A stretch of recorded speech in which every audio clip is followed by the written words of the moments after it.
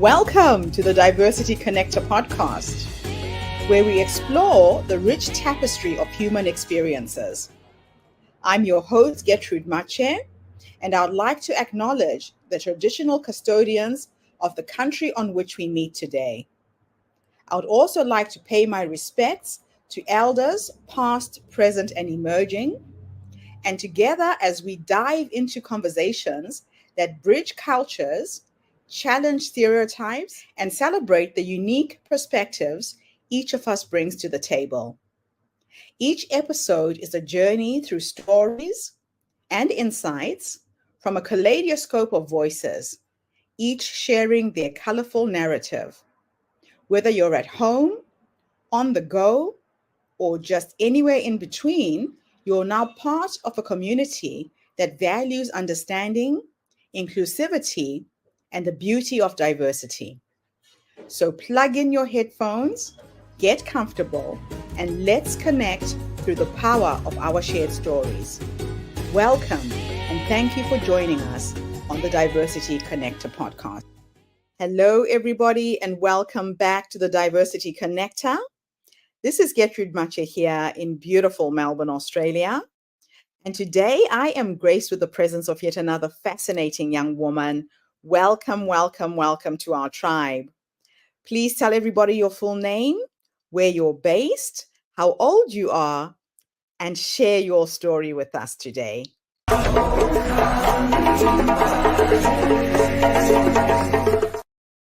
My name is Karimah Lawal, and I am from Abuja, Nigeria, and I'm 24 years old.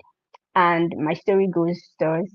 I am a creative content writer, and I'm also an edtech entrepreneur. Basically, I venture into ed technology, that is combining education with technology so as to improve the SDG goal 4. And the title of my initiative that I'm using to do that is called Skillset. So what we do basically is on Skillset is two things.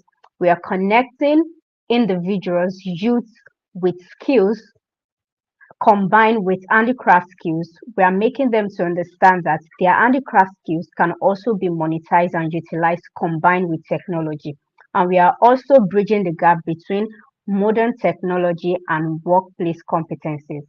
So how I started Skillset, I realized that while I came out of the university, the demand for certain skills apart from what I graduated with industrial chemistry from a prestigious university in Nigeria. And when I applied for all kinds of jobs, certain kind of job that I feel I will be able to do, I realized that it constantly asks me what I'm able to offer, what I can give out apart from my certification. And of course, my certification has nothing to do with many of this industry that I went to because unfortunately, the region I find myself, there is no lot of industries that I could use my course to work in.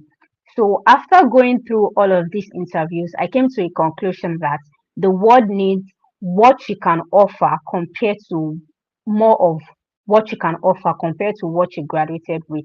So if you find yourself in that kind of situation, I'm sure a lot of people will be complaining, trying to say bad words to their government and all, but the best thing you can do for yourself as an individual is to find solution to your problem because basically there is no one who could do that except you. So I decided to use my struggles to establish Skillset. I created a platform that connects individuals with instructors so they will be able to learn certain skills such as digital marketing, creative writing, data analysis, and so on.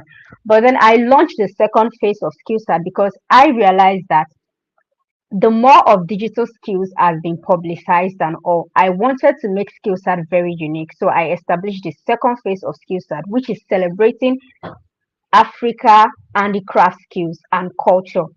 It has been known that a lot of people believe that without digital skills, you have no future or you have nowhere to go. Where there are skills like bead making, we have skills like makeup, artistry, we have skills like robotics, we have skills like bag making. People with genuine and beautiful handicraft skills out there, adire making, to mention but a few. They have quite a lot of skills that are unique, that can make money for them.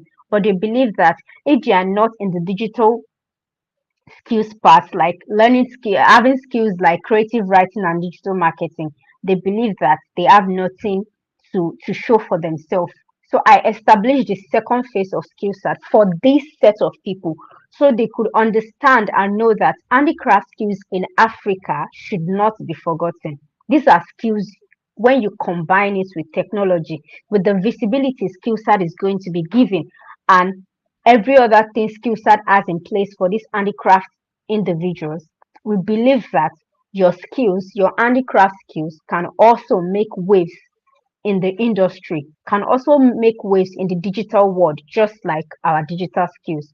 And that is what we've been doing on Skillsat at our second phase of launching Skillsat. I launched Skillsat last year, October, and so far we've made an incredible impact, from empowering close to 10 individuals who have certain handcraft skills.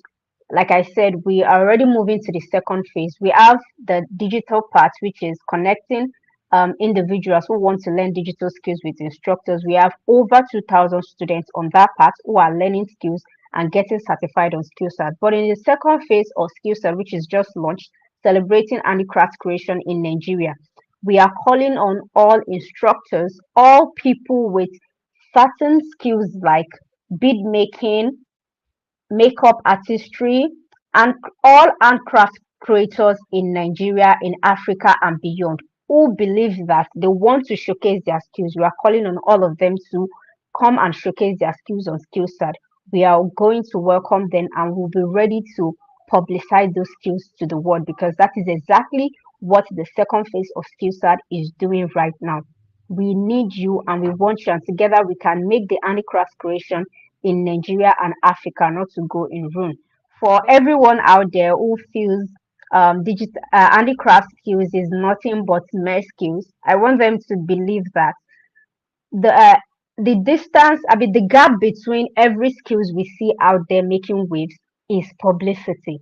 The more people get to see you, the more people can see the uniqueness in what you do. And that is what Skillstat is trying to promote and what we are currently doing.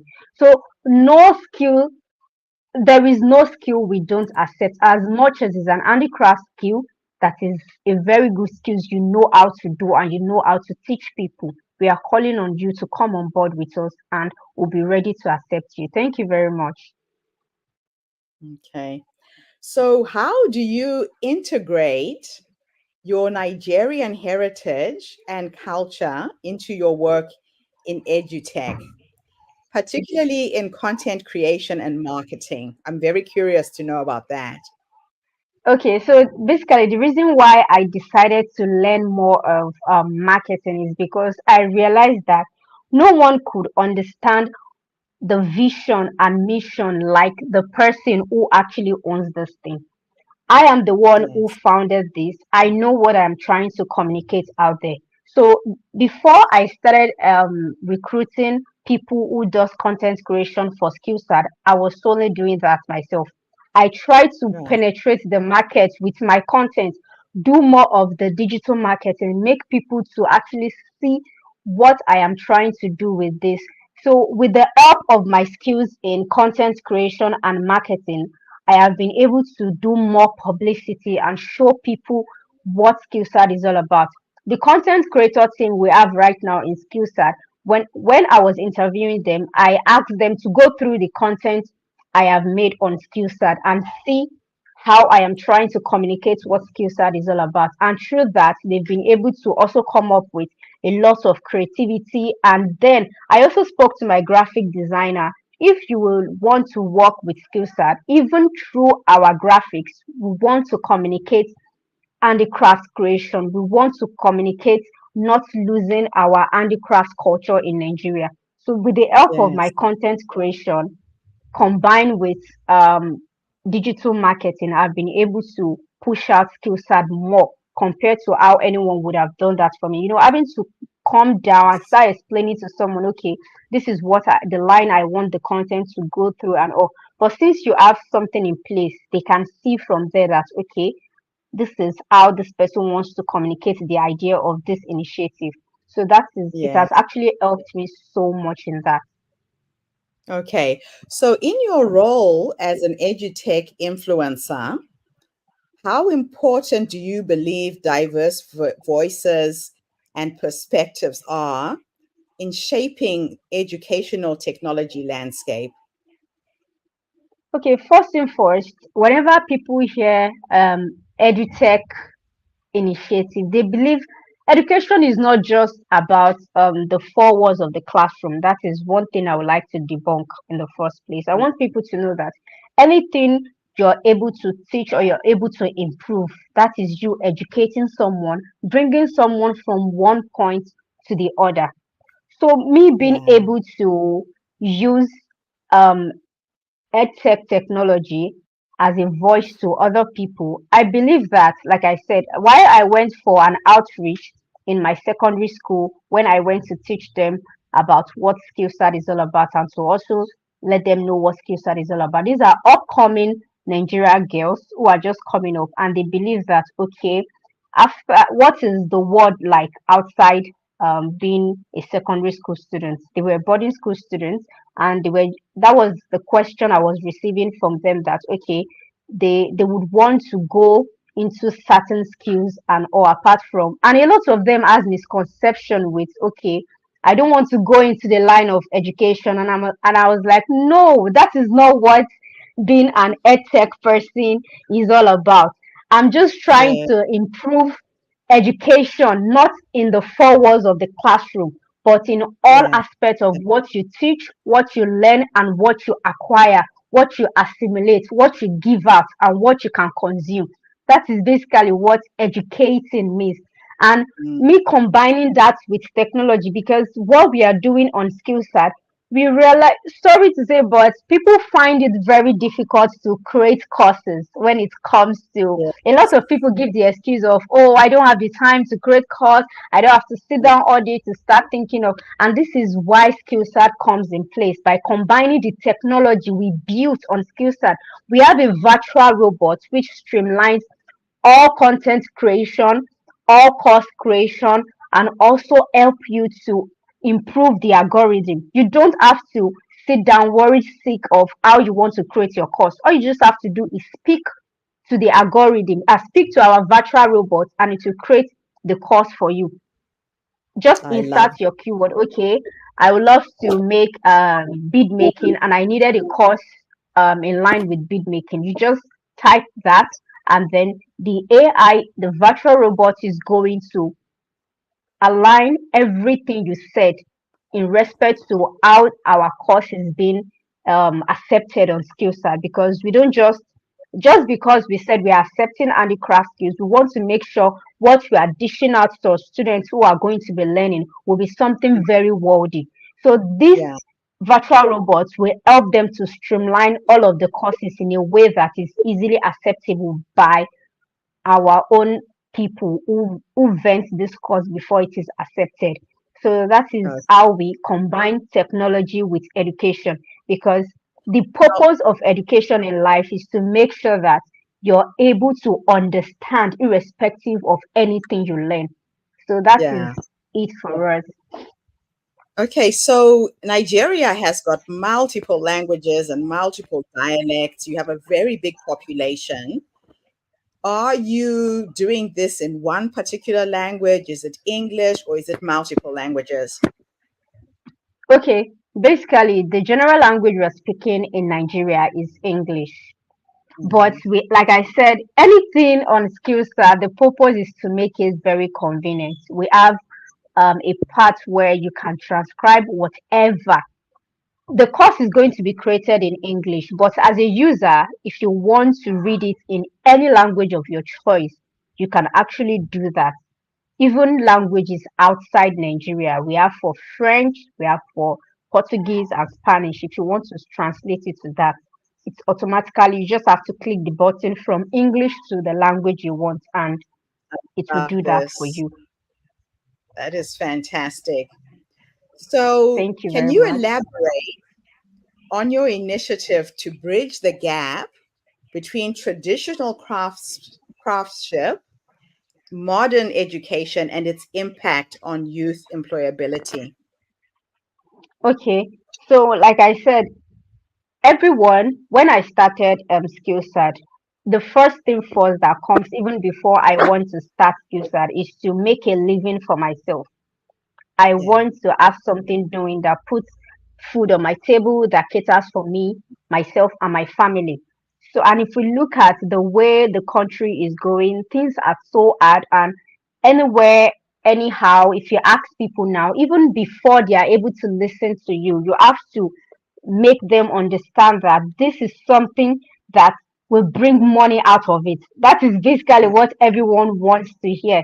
So, and that is yeah, why as what skillsad is doing is not to just educate people, it is educating people and empowering people, but this is also bringing money to people's table and to cater their needs. Let's say for example, I'm an individual with a skills like bead making, and while I'm doing my bead making in my region, let's say I live in a particular state in Nigeria and I'm doing that, I am limited to a certain audience. But while you come on board with skillsad, where we give you that publicity and we give you yeah, more students to sell to, more students to listen to your course, this is going to be in two forms.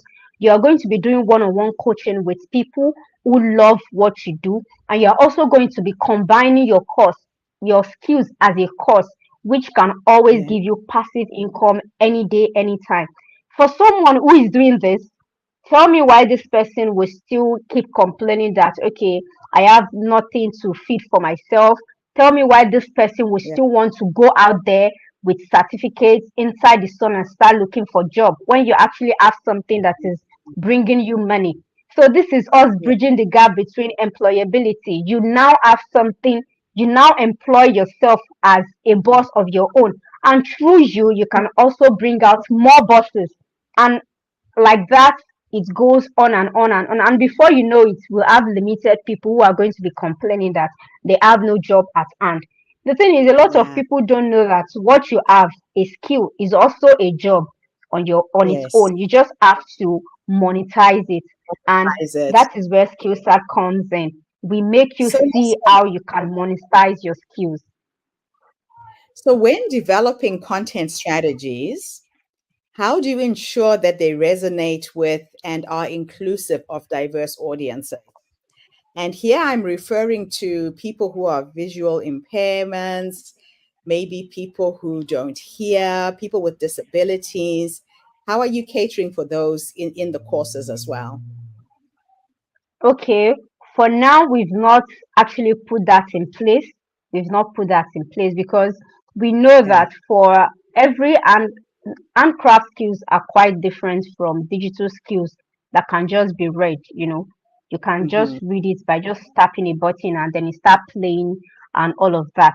But the same thing can still be applicable to, and that is why we said if one-on-one coaching is not working, you can actually buy this as a course. I think Yeah. is one of the main reason why we actually want them to not just teach this thing, they should also combine it as a course so that for people who are impaired can be able to listen to these skills by hearing the voices of the instructor. But for now, we've not actually have any impaired person in place, but this is why we've also asked them to be combining their skills as a course for people like that who Okay. will want to take our courses. Okay. So, as a self development consultant, how has your personal journey influenced the way you coach others, especially in a diverse cultural context? So every time, like I said, my journey is an eventful one. Before I became a self-development consultant, it was people who literally turned me to that. That was not something I actually want to do. But every day, every time on my social media platforms, on my WhatsApp and on my Instagram, I have people constantly asking me, girl, at your age, you've done this, you've done that. How can I analyze my own journey to be as smooth as yours? That is how they feel it was. Though the journey is not that smooth, but I came to Mhm. understand that also while I was in school, there is a huge gap between information, and information plays a huge gap in terms of what you can be and what you are not. The difference between someone who is making waves and someone who is not is access to information and mentorship. So that was when I decided to take self development coaching very serious, because I realized Yeah. that, okay, quite a lot of people have skills in them, soft skills, hard skills, but they just don't believe it. But when I Mm. have conversation with quite a lot of them, they end up telling themselves, girl, am I the one? Because I walk through every journey for them. Okay, I will start with having a call. What can you do? It doesn't have to be, I debunk it. It doesn't have to be a digital skills. Tell me what you can do. Let's start from Yes, there. So I I just love analyze it for them and we walk through it that. completely.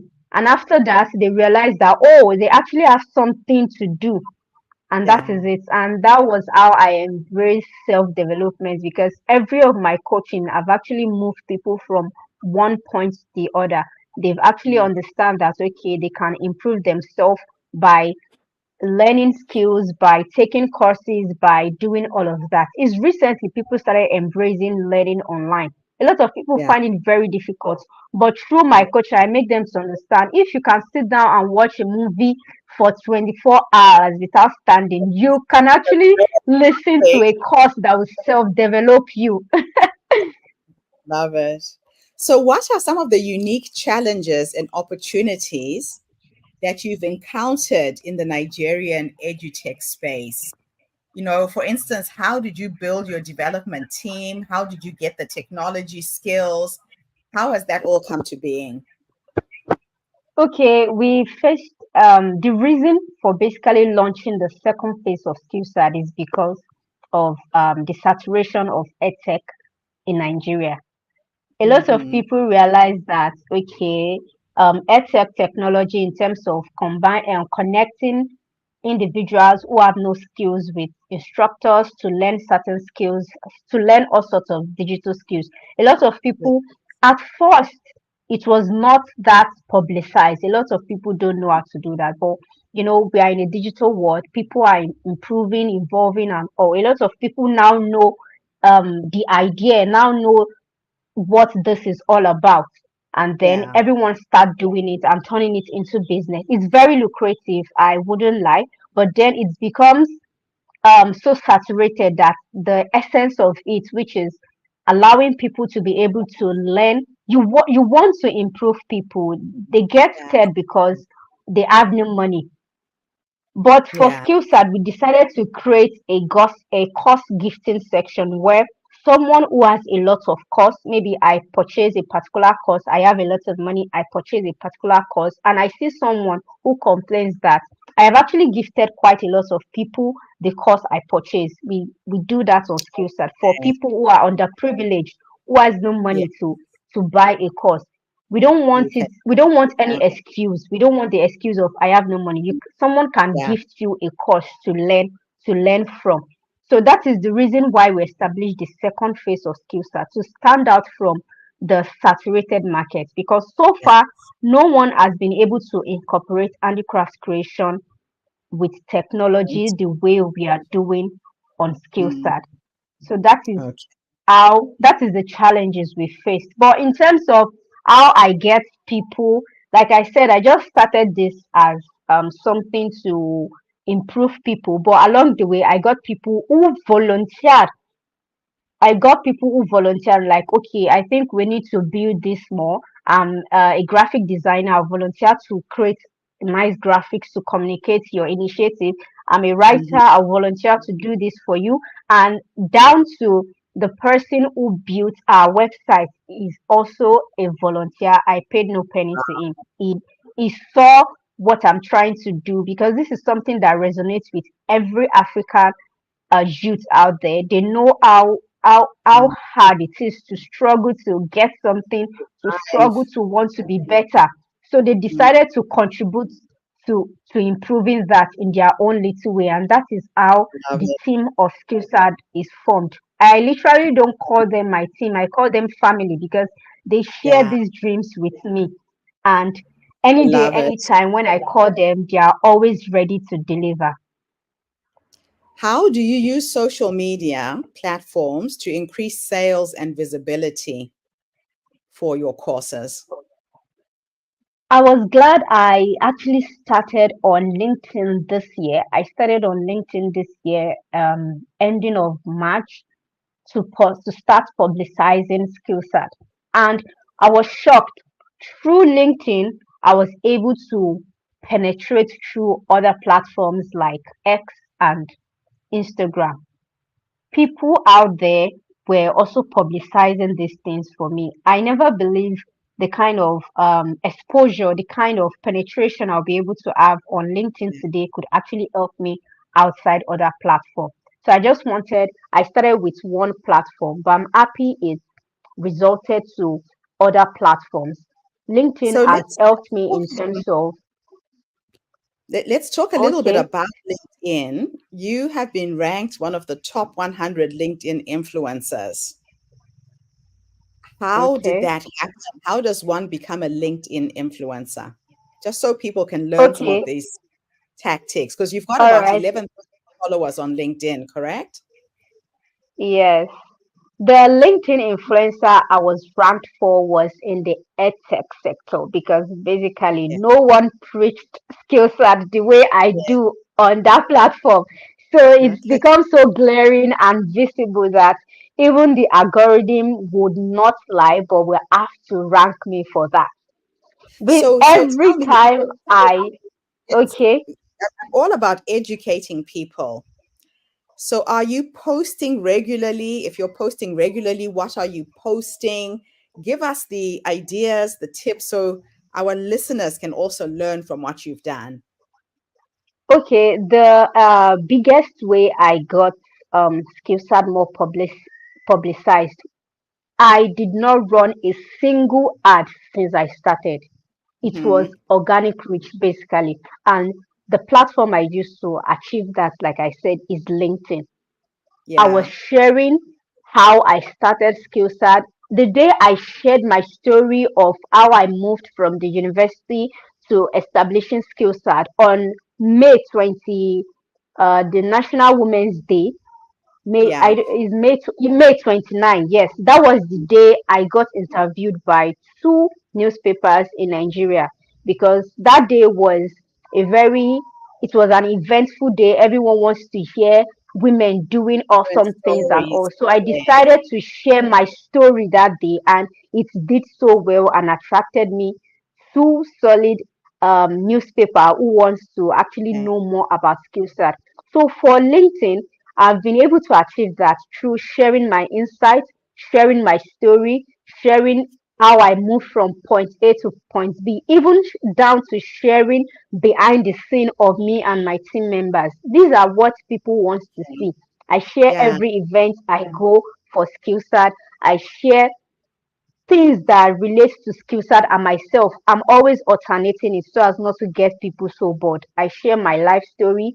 I share And your things business about skill story. set and all. So that is how people got interested in what skill set is all about. And What is the formula to get the algorithm to pay attention to you?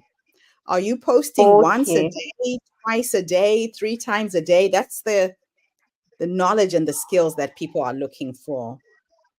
okay, it depends on how convenient it is for individual. For me, I integrate it as part of my daily routine. So I post Yes. every day except Sundays. I get to rest and recharge on Sundays.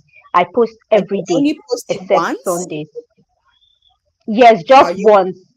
just once, but Just every day once. except on Sunday? Okay. Yes, Okay, that's good. every day That's consistently, good. apart from Okay. Sundays, I post. And through Right. that, the algorithm gets to know what this particular account is talking about. And Yes. when the ranking was coming, like I said, the algorithm had no choice than to rank me Yeah. in that aspect. Okay. Now, can you share more about your volunteering experiences and how they contribute to the community development that you're building with this platform? Okay, I'm big on volunteering because, like I said, a lot of people who have supported me in making Skillset and developing Skillset to where it is right now are volunteers, and this is because for myself, I've been sharing insights, I've been sharing knowledge about volunteering and what volunteering can get you. People basically call me um they call me like they come up and just tell me that, okay, you are a big networker. That was the word I was looking for. They call me a networker. This is because Yeah. every time they see me in one event or the other, even events that seem very impossible to get to, when they see me You're there, they there. ask me, how are you able to get access to this thing? That is when I knew people do not really know the impact volunteering holds. In terms of, there are certain Yes. events that people just want to know if you share their vision, if you would like to add your little way to contribute to their Yes. events, and they are willing to always accept volunteers from all phase of life. What do you want to Yeah. add? I have volunteered as a writer for an event before. I have volunteered as an usher. I have volunteered as a protocol project manager and all, in many ways. And I'm able, the reason I am going for this volunteering position is because I know the importance of being networking and what it has to do with my journey of being an entrepreneur. I can't do it alone. Let's finish the interview with this last question. What advice would you give to aspiring entrepreneurs, particularly in edutech, who are seeking to make a difference in diverse educational contexts?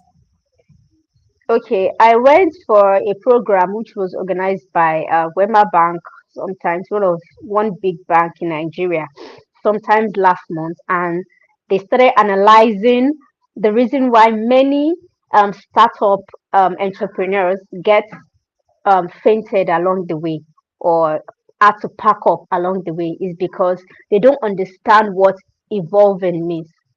Like I said, immediately I noticed there was no uniqueness in what Skillset was doing in its first phase. Mm, When I realized a lot of people are actually doing the same thing we are doing, we had to yeah, quickly evolve with the world. We had to change.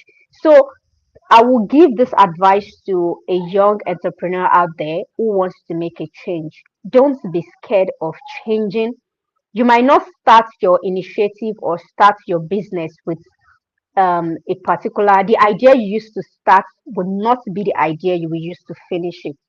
Always be open yes, to change and doing things that will actually very fast, that will make your business, your initiatives to stand out from what the market is having. So that is the advice I will give. Do not be scared of changing, because changing is constant and it has nothing to do with what you used to start your initiative. You can still go in that line, but just look for something that will stand you out a little bit, even if it is 1%. It should be. yeah. So I have your website scrolling in the middle of the screen there. If anybody would like to learn a new skill, go onto this incredible platform. You will Thank learn how to you. create courses. You have a mentor who is here to guide you and show you how to do it. So please reach out. I'm going to share this link and this video with all of my contacts in Africa. We have thousands of people on the African continent who have crafts, who have ways of making things, but are poor because we don't know how to reach the global marketplace. And you've definitely created a bridge to make that happen. So thank you so Thank much for this you. interview. And thank you You're to welcome. everybody in today. Thank you so much, All right. everybody. I'll be back You're tomorrow when I welcome. amazing guest. In the meantime, have a fantastic day, morning, or Bye evening, or bye. the world, and bye for now. And that's a wrap, everybody, on today's episode of the Diversity Connector podcast. Thank you for tuning in and being part of our vibrant and global conversation. I'm your host, Gertrude Mache, and it's been an honor to share this space with you, where voices from all walks of life come together to weave a tapestry of diverse perspectives. Remember, every story you've heard today is a thread in the larger fabric of our shared humanity. So, as you step back into your world, carry these stories with you and let them inspire you to embrace and celebrate the rich diversity around us. Don't forget to subscribe, rate, and review our podcast to help us share these inspiring stories with more listeners. Do follow us on social media by looking for the Diversity Connector podcast for more updates. Until then, keep connecting, keep listening, and keep celebrating the beauty of diversity. This is the Diversity Connector podcast signing off. Stay curious, stay open, and definitely stay